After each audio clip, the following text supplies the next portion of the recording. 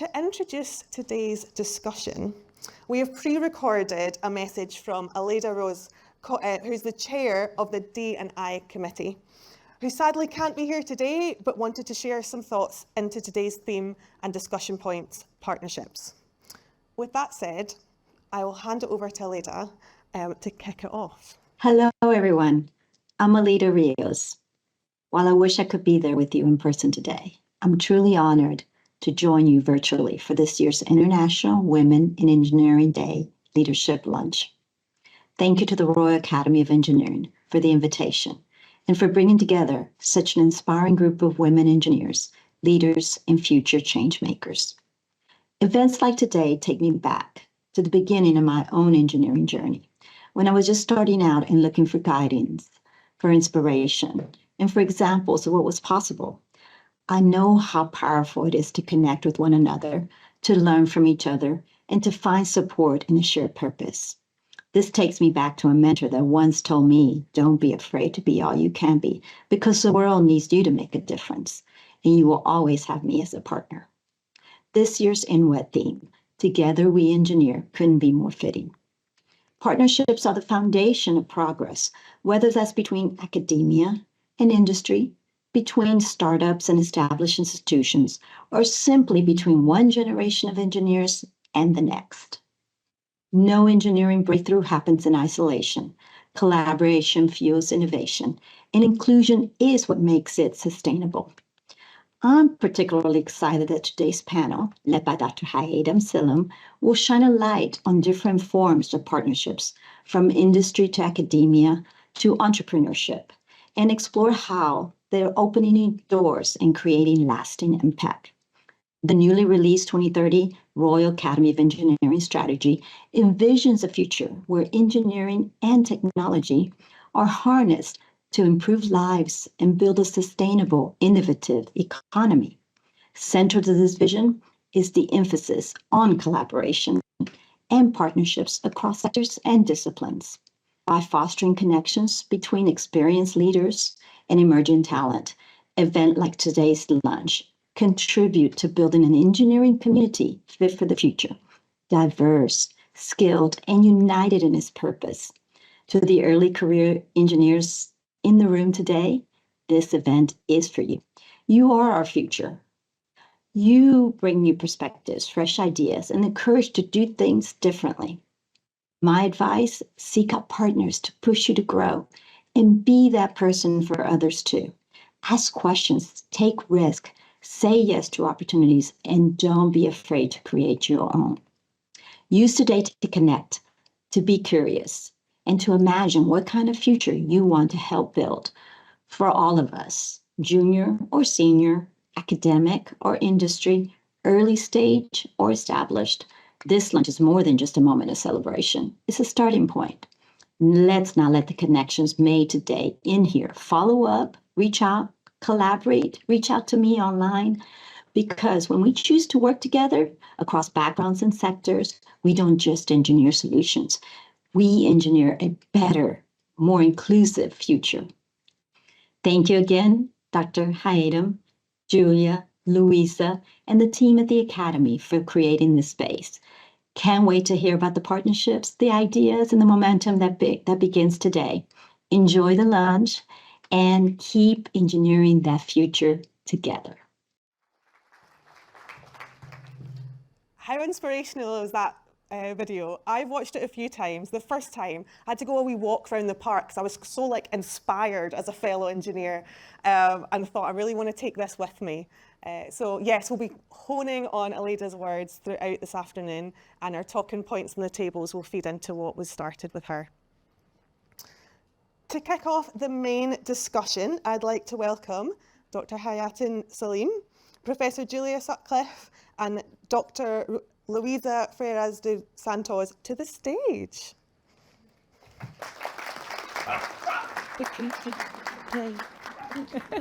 We're excited. Yes, I know. Well, good afternoon, everybody. I'm Hayaatun. I'm the CEO here at the Royal Academy of Engineering and the Queen Elizabeth Prize for Engineering Foundation. And it's my absolute joy to be hosting this INWED Lunch, which is one of my absolute favourites in the Academy calendar. obviously I don't have any favourites, don't tell everyone else.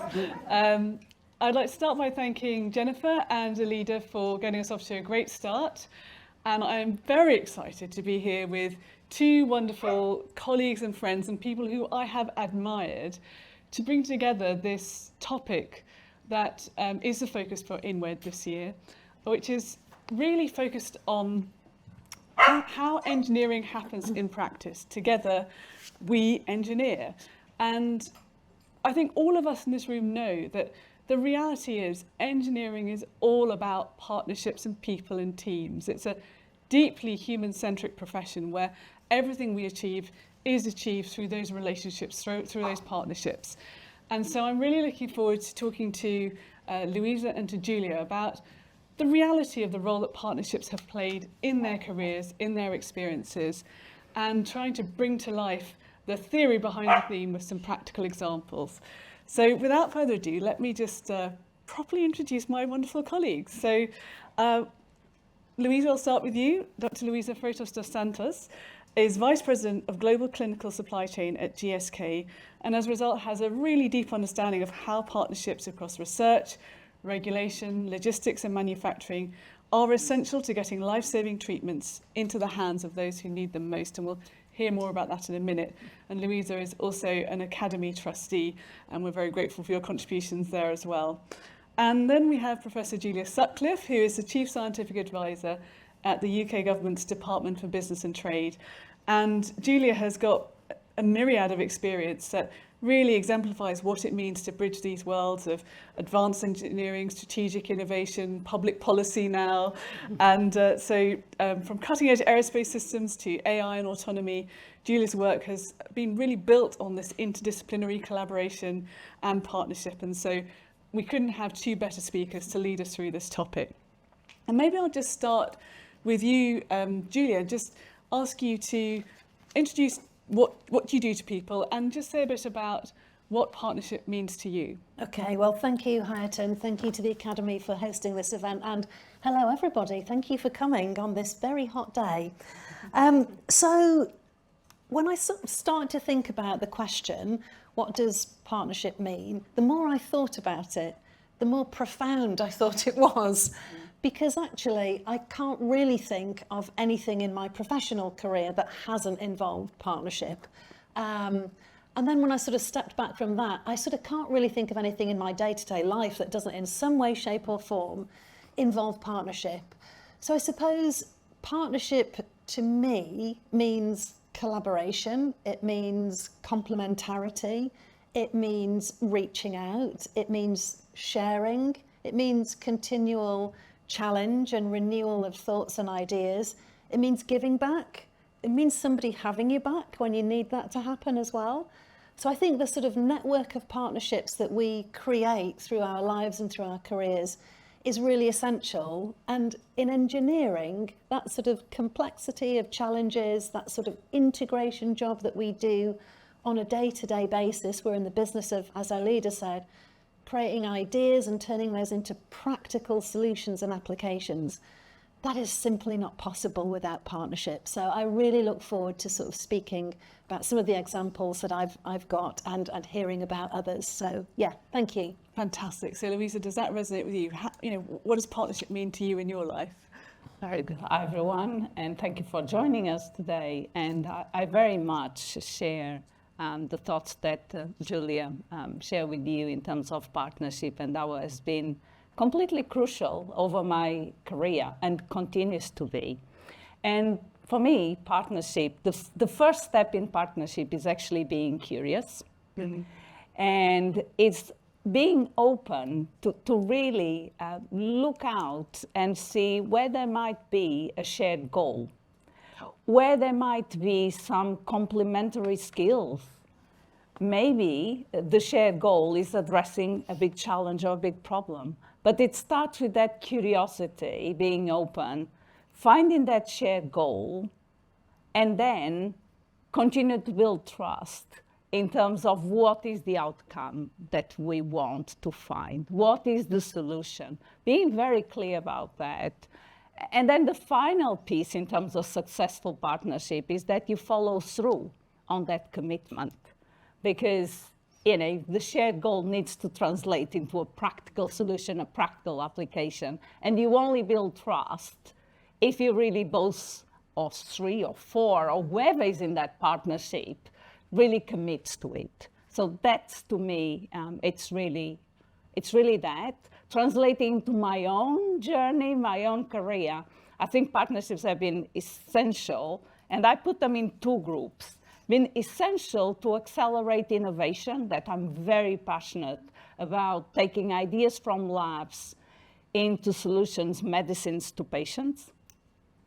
And they've been absolutely critical in addressing major challenges and global challenges where, and being very involved throughout the COVID pandemic in several aspects of it, it was only through partnerships that we worked through it. So those are probably my thoughts on partnership. So very inspiring framing from both of you. Let's keep going and dig a bit deeper.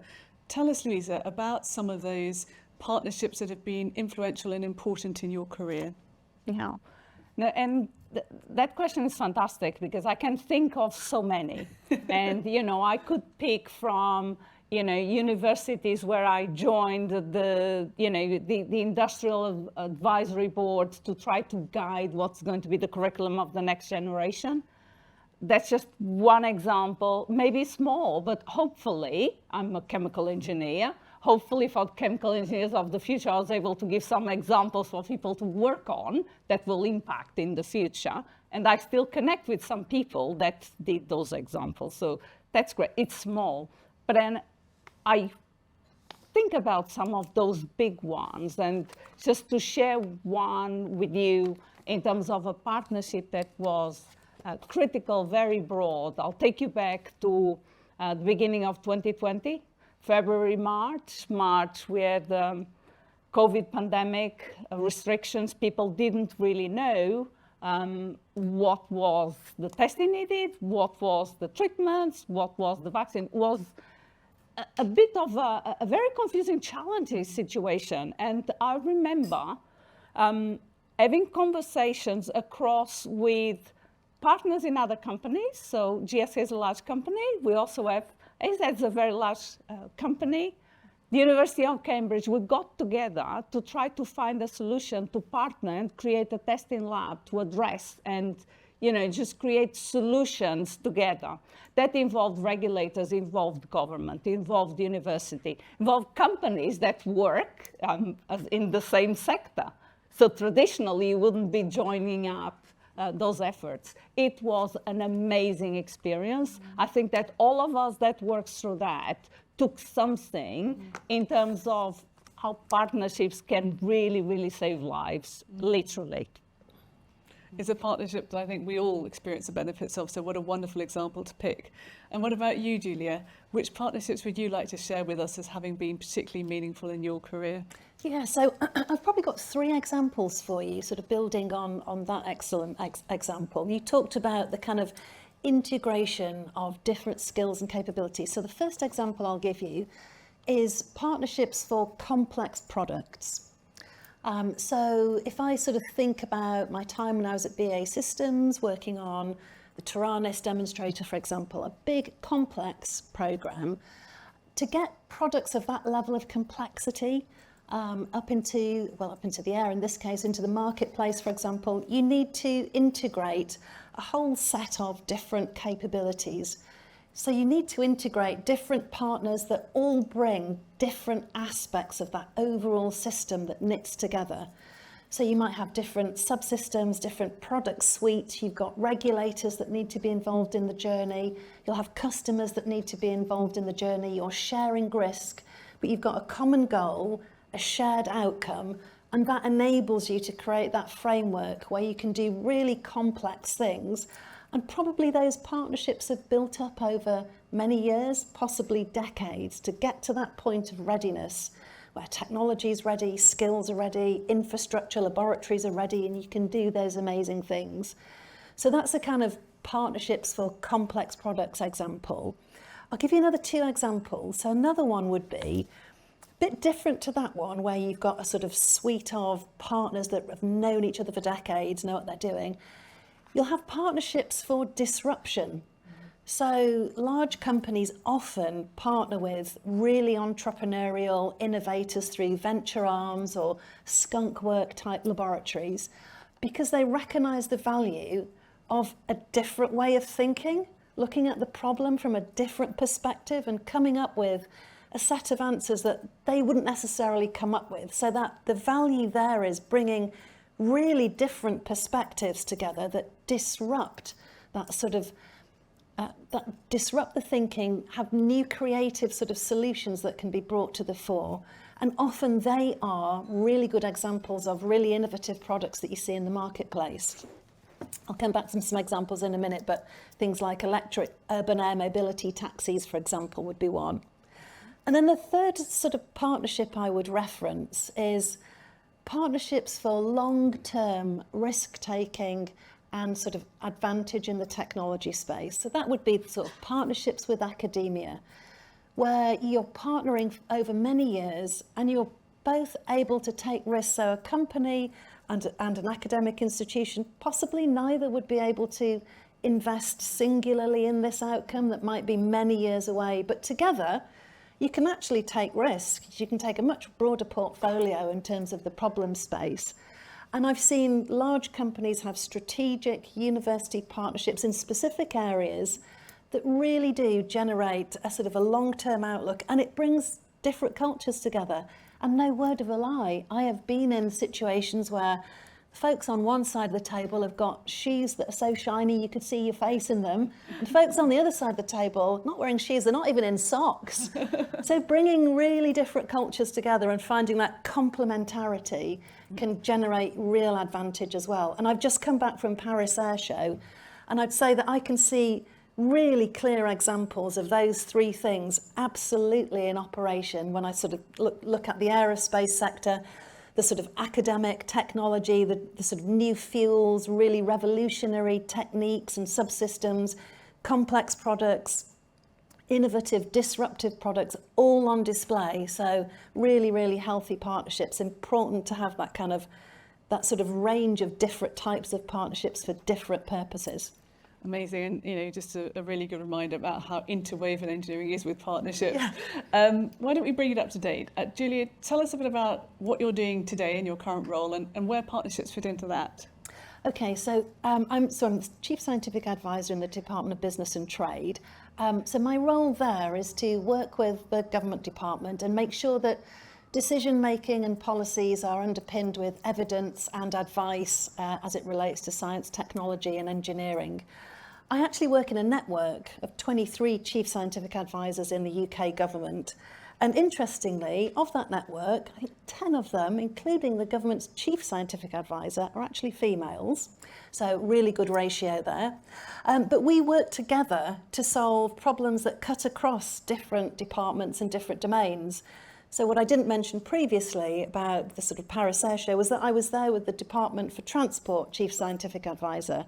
Because while my department might look after products and businesses and making sure the conditions are right there, her department looks after the regulatory environment and the infrastructure that those products need. So actually working together to talk to businesses to understand what works and what doesn't is really important. And if I step out further from that, my department at the moment is about imminently to launch the Modern Industrial Strategy. Mm-hmm. And that is a huge example of partnership. That is, how do we come together as government, with industry, with academia, to generate the growth outcomes that is the number one mission of this government.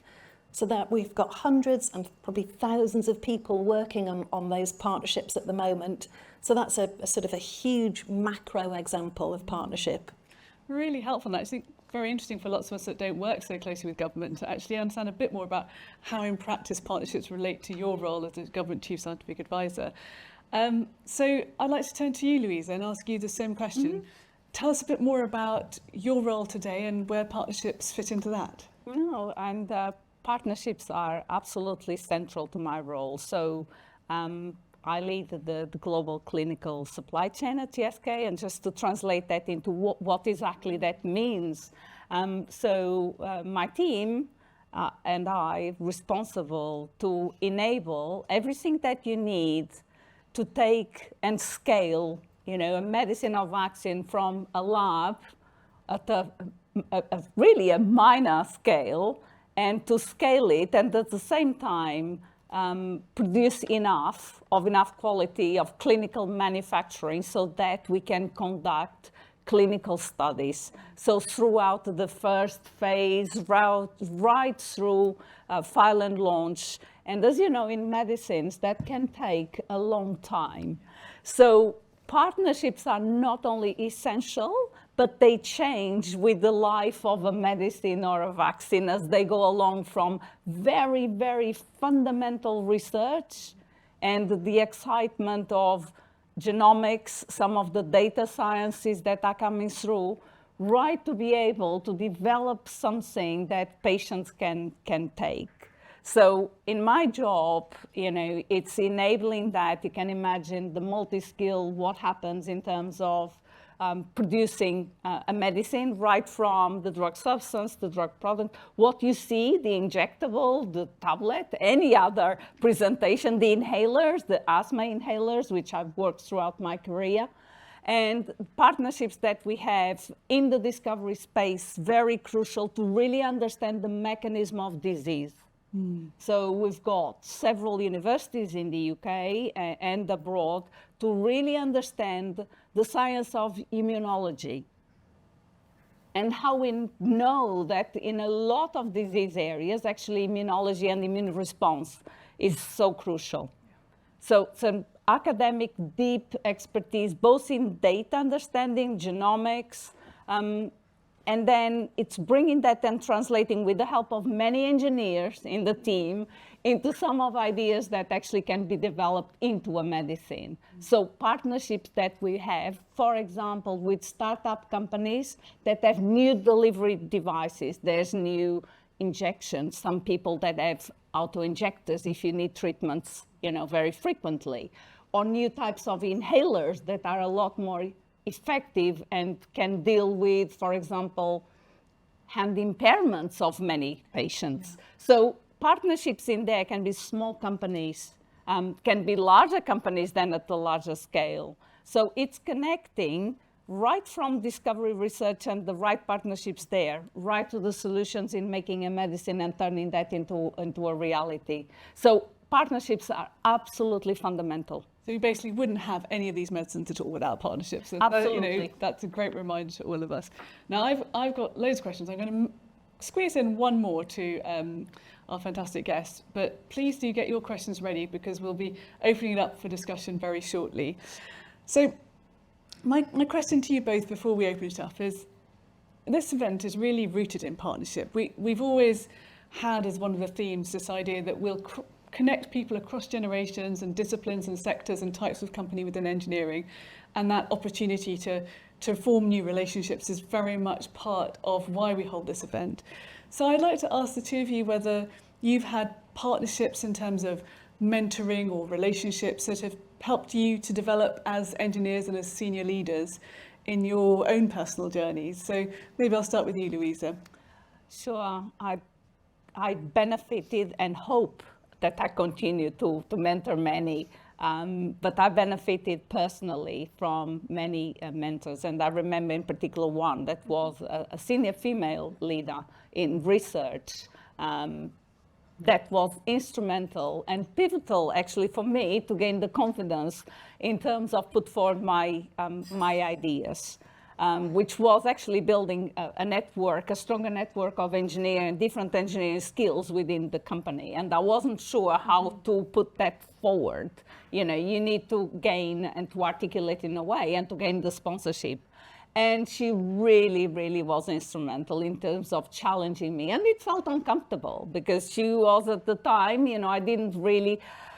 I felt that I had to perfect everything. So this proposal was absolutely perfect, was never finished. And I wasn't really jumping into presenting it, defining the impact and show, why this is really important for the company to invest. And she was instrumental. So I will always remember that. And so, now I offer that, and I'm part of the mentoring within GSK Accelerating Differences, and also others, because that's so important. I think sometimes as females, we feel that everything has to be laid out and perfect before really going for it. And, you know, if that's one reflection for me, probably is it does not have to be so perfect, and perfect depends on who is looking at it. So I'll just leave you with that thought. I saw a lot of nods and knowing smiles in response to that in the audience. What about you, Julia? So I think to follow that then, I think for me, mentoring is super important. And it's because it's a safe space, isn't it? It's not your line manager. It's not, you know, it's not someone that you're accountable for project delivery to. It is a safe space, and it can come from all different directions as well, all different sort of stages in your career and your mentor's career that might be, you know, more senior to you or more junior. So, but it's that sort of safe space to sort of just have an open conversation about things, which is really, really helpful, I think. And I also think there's no sort of mega formula to it sometimes. It's very much dependent on you and how receptive you are, and at some points there's a real right time and an important time in your career journey to sort of bring in mentorship, and other times it might be that you're just cracking on with the day job. So I think there's no kind of formula that you have to stick to, but it's really been very, very helpful for me throughout my career at certain moments when you need to calibrate, recalibrate, think about things, and that safe space to explore is super important. And if I could just build one small thing for this audience in particular, I always think there's mutual benefit. And you know, you can call it reverse mentoring, where we do that. And I think there's the mutual benefit. How much I gain from my mentees in terms of different perspectives, new ideas. You know, it's different generations, different skills. The benefit is enormous in terms of that reverse mentoring and just creating that opportunity to have those conversations in a safe space. It's another great example of partnership again. So we're right on message. I think it's time to open it up to everyone in the room. So please don't hold back. I think there are microphones. Eric is, yes, Eric's striding forward and Veronica at the back. Who would like to ask our speakers a question or share a comment? Yes, please. Oh, We'll go there next. Sorry, sort of. Is it on? Yeah, I think it's on. It's on. Thank you. Thank you very much, panel. It was a fantastic conversation. Just Laura Jones, and I'm a materials engineer at the Defence Science and Technology Laboratory. I'd love to pick up a comment that Luisa made about trust, and certainly the partnerships that we've worked with. Honesty and trust is really important, particularly when something's going a little bit off track. So I just wondered if the panel had any reflections or top tips as to how to build in that honesty and trust at the beginning of a partnership. Very pertinent question. So shall I start with you, Julia, maybe? Yeah, sure. So I think when you're starting out in a partnership, you've got to have that sort of end in mind. Because you interestingly described it as when things go wrong, but we know in engineering things go wrong all the time, don't they? You know, if they weren't, it would be just a formula, and that's definitely not what it is. So recognising that that's going to happen, being clear that you've got different voices in that sort of partnership, and that it's not just, I think I've read some, it's not just a seat at the table, it's actually a vote as well. So making sure that you're really mindful about that and mindful about those voices. And that trust is super important because it gets put to the test very, very quickly in engineering, doesn't it? We know this. So that kind of recognition and that sort of two-way understanding of the partnership is important. You know, I think it's sort of a partnership of equity is essential, essentially. But yeah. Good question. What about you? No, I completely agree. And then I did say that it is, you know, mutual trust, and building that trust is critical. It is. I think that completely agree with Julia. You need to have a lot of, and it's worth spending a bit of time in terms of defining what those shared goals, those shared outcomes are. If you don't define that with clarity right at the beginning, you can see why some partnerships and some collaborations, you know, start going, astray. So investing in that making sure that you get all the voices on those shared goals, and then define agreed mechanisms. How do you know that you are both delivering and tracking on that commitment? Following through on commitments, it's so important, because the moment that parts of the partnership are seen or felt that you're not delivering on that commitment, that's where trust starts eroding. And if you notice that, it's my final reflection, if you notice that, call it. Don't let a partnership or project just go on and on, call it. Sometimes you need to redefine priorities. Sometimes you redefine, the outcome because some other information came about, some other geopolitical event happened. Could be anything, could be a small thing, could be a big thing. But it's better to call it before you really, truly erode the trust. Great points. Yes, please. Hello, good afternoon. Elia Arnold from National Physical Laboratory. Thank you so much for your insights, really powerful there. I kind of wanted to backtrack into the mentoring aspect, and kind of maybe a question that's a bit broader of kind of when you don't see that mentor figure within inside your company, where do you look to, and kind of have you had that experience, and kind of how do you think that you grow that relationship? Thank you, a really important question. Luisa, would you like to start? Yes, I'll start and share some of the thoughts. Actually, it is very important to have mentors, not only within the realms of your immediate work or within your company or your government role or research institute. I think it's really important to have mentors outside. And that's why I was always, as one example, very interested both in close to chemical engineering in the Institute of Chemical Engineering, but also here in the academy, some of the programs that actually enable connections and mentoring relationships. So I think it's really important. There's a wealth of opportunities for engineers to connect and to find those institutions, to find those groups. They could be industry group, cross-industry groups, they could be institutions, academies, and I think that, looking back, I wasn't completely aware of everything that existed. Yeah. And sometimes we don't put that time in finding out, but I would encourage and suggest that it's not only within your work environment, but it's making use of those engineering connections that are there to explore. And there's fantastic opportunities for mentorship. Absolutely. Julia, anything you'd like to add to that? The only thing I would add to that is simply to encourage the sort of outside of the organisation, because as we sort of have said earlier on, the kind of lovely thing about partnerships is that you've got that diversity of thought, that sort of creativity. So actually going outside of your organisation to a place that isn't necessarily connected with your day job, that can also generate really creative and sort of thoughtful conversations, again, in a very safe space. And that might challenge you around sort of what are the questions that you wanted? Why did you want to have that mentorship? What is it you were looking for? Maybe you don't know. So actually you can try lots of things. And I would also say that you don't have to kind of stick to a formula, try things.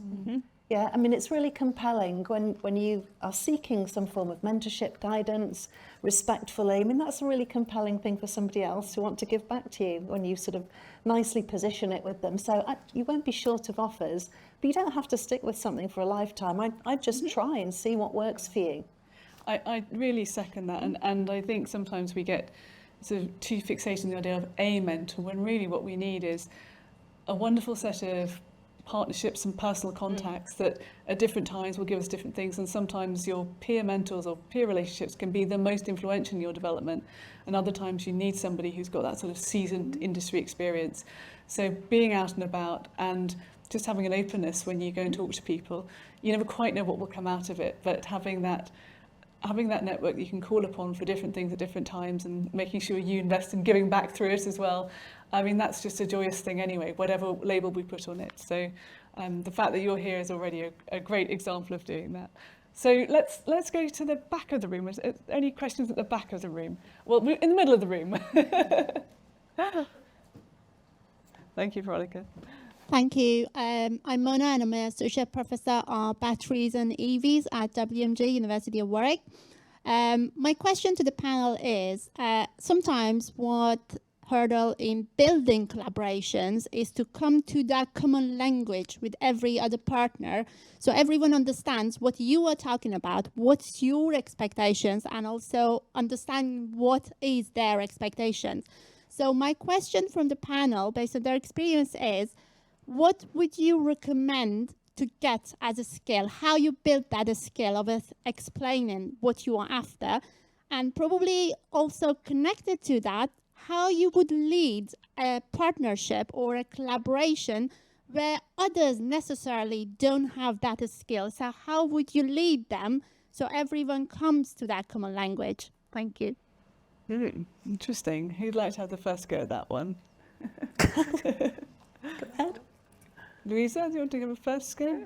So that's a really good question. And, you know, I was just thinking about that cultural difference and common language.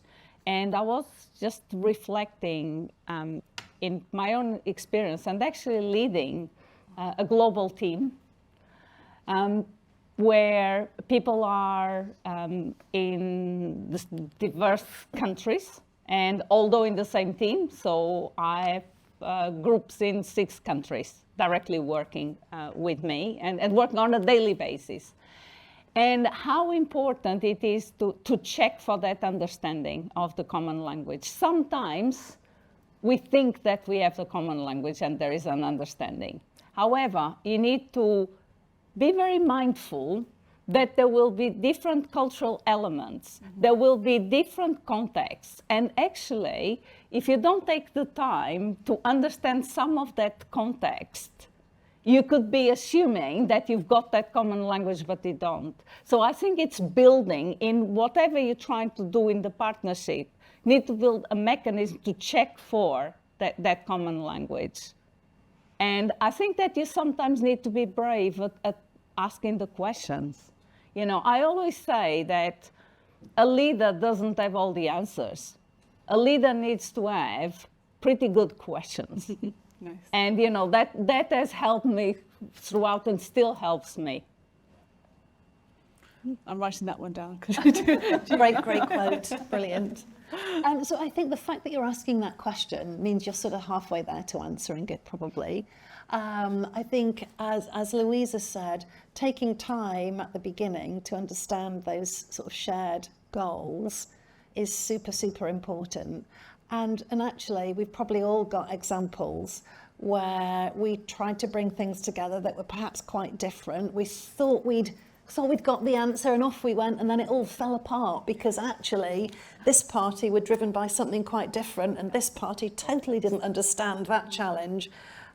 So it's being alive to that, I think, being really open to it and being quite accessible through that partnership. And I think, as Luisa said, if things are not quite there, find the language and the words to sort of express it and to call it out. Thank you. Interesting question. Are there more questions that people would like to? Yes, we've got one right at the back. I've always got lots, but I know this audience and I know that there'll be such a rich set of questions that people hopefully will ask. Thank you. Faye Rochester, digital manufacturing engineer with Rolls-Royce SMR. You both touched on... I'm so sorry. Would you want to just speak up a tiny bit? Sorry. Thank you. It's got a long way to travel. Yeah. You both talked about the importance of collaboration and partnership in industrialization and deployment of an idea from an idea to realization. In my experience, one of the hardest things is actually that internal collaboration part of it as well within engineering teams and operations teams. Do you have any experience with that and any advice on those topics? I think the answer is yes, based on the facial expressions up here. So let's probe that a bit further. Julia, would you like to start? Yeah, first of all, congratulations. Yeah, great outcome, well done. So yes, look, I think that happens all the time, doesn't it? When I think about sort of products going into market and I think about all of those things that need aligning from technology, skills, regulation, access to export markets, finance, public narrative. lots of examples where there's been a great idea and the narrative in the public has just meant that public's not ready for it. So all of those things need aligning, and indeed all of those things need aligning inside a company. Is super challenging to do with the sort of complex products that you're talking about. But being clear at the outset around what the goals are, what we're trying to achieve, and what the challenges are going to be, and where the risks are, is a way of managing it. And I think always having a narrative of sort of telling the story of what you're trying to do, so it's accessible language and everybody can engage with it, is always super helpful as well. But what an interesting world we live in with so many complex problems. Yeah. Thank you, Julia. And I completely echo that. And I would say that it's actually normal, natural, and actually good to have diverse opinions and views, even within the same group and the same organization. Actually, you need to, if you work in innovation, you need to invite that to come to the table. Then it's to how to make sure that at the right point you align. And what I always say, and you can imagine that there will be in developing something like new asthma inhaler. Imagine how many different views and on the process, on the scale up, on the choice of the equipment, on the choice of the digital system to go on, the automation, that be enormous. But what there is, and if you are within the same organization, one thing that you can use very effectively is common purpose. Mm-hmm. And at the end of the day, if we are all there, say in our case, is to serve patients, is to advance novel medicines to reach as many patients as we can and to make an impact. That's a common purpose. So if we can keep reminding ourselves about that common purpose, I think that there's a very good chance for people to help align. Mm-hmm. So never forgetting that common purpose, bring it to the table. I think that people have the good intent in terms of what they want to contribute with. Interesting, the galvanizing power of a common goal. Are there other questions? Otherwise I'm going to... Yes, please. We'll have one at the front and then one at the back, please. Yes. First of all, thank you so much for the insightful conversation. I'm Lina Mojazi, a senior lecturer in the University of Glasgow, and I work in sustainable wireless communications. And what I'd like to ask is, what would be your top tips when it comes to navigating a partnership that doesn't necessarily immediately align with your technical expertise, but you are put in a leadership position and you need to navigate it because it aligns with your goal, with the organization goal. So how would you navigate that? What are your reflections, especially if it's a complex kind of partnership with lots of partners involved, both from academia and industry? Thank you. Another fascinating question. Luisa, would you like to start on that one? I'll start, and probably sharing a couple of reflections. One of them I already alluded to. But when you lead in an area that you are not the technical expert, and that will happen, it happened to me, and I'm sure that as people progress, two things that you need to keep in mind. You may not be the world expert or the SME on that, but we will know who to reach out. Bring to the table with you, get the recommendations and the insights and the inputs from the experts. Then the second is not being afraid, even if you are in a senior position, to ask the questions. I think that there is still a lot of, assuming that if you are the leader and you are appointed as the head of this or the senior leader in a project, that you have all the answers. We don't. And I think that you need to have a degree of humility and retain that to keep asking the questions and to surround yourself with the best technical input that you can have, because that is going to be really crucial to the success of the partnership. Thank you very much, Luisa. What about you, Julia? I think it's a great question, and it sort of wraps up a lot of what we've been talking about today, because I would say the norm in a big organisation is that you are not the expert if you're leading a sort of complex area, and it would be, to be honest, a disaster if you were, because you would just be completely overfaced with the detail. Yeah. It's just simply not possible. So that kind of having the right people around you and having the trust in the organisation and the people within that partnership is super important. Again, defining those outcomes that we're aiming for, having the right people in that network, and then having the trust and the mechanisms, the ability to ask the right questions is really important. But yeah, I'd say it is the norm that you're in that position. That's like a reassuring answer, thank you. And I had you had a question at the back. Yes, please. Hello, yes. I'm Caroline Clifford. I'm from the Engineering Construction Industry Training Board. That takes up all of my time, I guess, saying that job title. If you don't mind, I'd like to take us all a bit further back to when we began and when we decided to be engineers, actually. And this is aligned to the question about a mentoring partnership. Two-pronged attack. Was there somebody in particular that inspired you to choose this as a career? And speaking from the point of view of the Engineering Construction Industry Training Board, where we are trying to attract people into the industry, what would your advice be to us to be those good mentors? What ideas might you have that we could take away to try to encourage people into be doing what we've all done? Thank you, Caroline. Luisa, shall I start with you on this one? Yes, so what led me to engineering was, I don't think that it was necessarily a single person that I could point. I think it was a combination of my personal interests. It was also not from my family. My parents are direct family. There were no engineers. I was the first one. Now I have some cousins as well. So I managed to convince others to follow. Excellent. So there wasn't that immediate. Sometimes you see in families, you can see that. That wasn't the case. I was always very curious at making things work. I transformed my grandparents' outside garden. There was a big, a water tank and so on. I transformed that into a chemical plant and a pharmaceutical thing. And I used to collect from the family, everyone, empty bottles of medicines when they finished. I used to go around, my aunties, my uncles, and I used to collect this. And I used to prepare, these reactions with different plants and different things.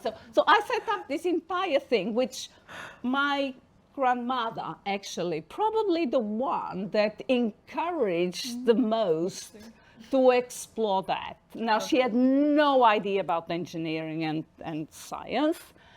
She always encouraged that. And somehow, then going to school, I fell into, I love science, and then you do science and maths, and you end up there. But there wasn't a particular person. I think that was more that curiosity, and then someone encouraging just that interest. Well, it's a fascinating answer. I wish I'd asked you that before, Luisa. That's a great story. Slightly worried about what happened to all the medicines, but let's not worry about it. Julia, what was your route into engineering? And any suggestions for how we can try and get a kind of scalable approach going to attracting more people into engineering? Okay, so I also didn't have like a linear pathway into engineering, and also didn't have a family of engineers and scientists around me. And also took some inspiration from grandparents who took me to Jodrell Bank when I was young, and I sort of thought, gosh, people have actually got a day job doing this kind of thing. And so I was fascinated in how things worked and stuff like that, but I wouldn't have called myself a sort of an engineer at that stage. When I went to work in the aerospace sector, I found myself in a team that was really entrepreneurial, was really welcoming, had lots of different challenges that we were trying to address. It was a huge opportunity to explore, and actually it was great fun. I've spent loads of times on flight trials in all sorts of odd places in the outback in Australia. I've stayed in sheep shearers' huts. My daughter, when she was younger, asked me about engineering when I was going to do an event like this, but for schools, and said, tell them about all the posh hotels that you've stayed in. And I kind of thought, there's been a few posh hotels, but there's actually been a lot of other places I've stayed in that have been much more down to earth. But it's been fun. It's actually been great fun. I've worked with fantastic people who are not just brilliant scientists, engineers, but also brilliant people and do all sorts of mad stuff outside of work. And, you know, it's just been such a great fun time. And that's because it is so partnership driven. It is not a single pursuit. You are in a team. You're in a team when things are going brilliantly. You're in a team when it's a disaster. and so it's just been an absolute loads and loads of fun to be in this position. And I think to sort of talk about how we get people into these industries, we just, you know, need to sort of explain how much fun it can be working with great people, solving all sorts of different challenges. I've really enjoyed myself, and I would certainly encourage people into a career in this space. I think you've both brilliantly illustrated why the This Is Engineering campaign that the Academy created, along with many partners, some of whom are in this room, was just premised around showing the reality of the many, many different sorts of people who go into engineering, the kinds of careers that they end up having. So loads more to do, but that's been a brilliant example. So we're coming to the end. I would like to ask you each for maybe some takeaways for the audience. Is there anything you would encourage our audience to do in order to make sure that they can build these meaningful partnerships that you've brought to life for us? So Julia, would you like to start? I suppose I would just encourage you to be brave enough, step out there, go and explore. It's really compelling when you want to sort of strike up a partnership, whether it's a mentoring relationship, for example. People love to give back. So don't be afraid to sort of join in a partnership, and it's really beneficial for both parts of that partnership. So yeah, I would really encourage you to explore and be confident. People will help you. It's really nice to be able to do that. Thank you, Julia. What about you, Luisa? Your words of wisdom.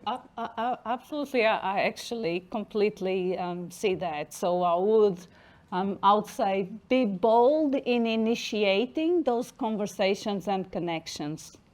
People will be receptive. Yeah. And then the second piece is cultivate, nurture those connections, because they keep growing. You know, you plant one seed, and I can guarantee you that they will grow and they will expand. And so that's my, bold to initiate and then really nurture, cultivate them, and use the power of engineering having so many connections across sectors, across different areas. I always say, this is fantastic. You can do almost anything, in fact, anything as an engineer. So use the power of that to build that very strong network.